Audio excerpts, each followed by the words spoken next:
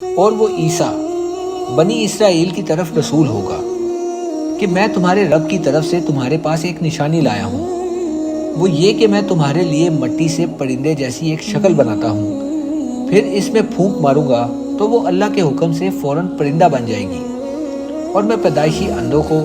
اور کوڑ کے مریضوں کو شفا دیتا ہوں، اور میں اللہ کے حکم سے مردوں کو زندہ کرتا ہوں، اور تمہیں غیب کی خبر دیتا ہوں جو تم کھاتے ہو اور جو اپنے گھروں میں جمع کرتے ہو۔ بے شک ان باتوں میں تمہارے لیے بڑی نشانی ہے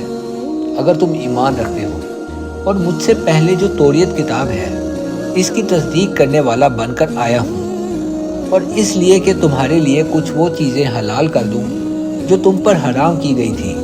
اور میں تمہارے پاس تمہارے رب کی طرف سے نشانی لے کر آیا ہوں، تو اللہ سے ڈرو اور میری اطاعت کرو۔ بے شک اللہ میرا اور تمہارا سب کا رب ہے، تو اسی کی عبادت کرو، یہی سیدھا راستہ ہے۔ پھر جب عیسیٰ نے ان بنی اسرائیل سے کفر پایا تو فرمایا، اللہ کی طرف ہو کر کون میرا مددگار ہوتا ہے؟ مخلص ساتھیوں نے کہا، ہم اللہ کے دین کے مددگار ہیں، ہم اللہ پر ایمان لائے ہیں، اور آپ اس پر گواہ ہو جائیں کہ ہم یقیناً مسلمان ہیں۔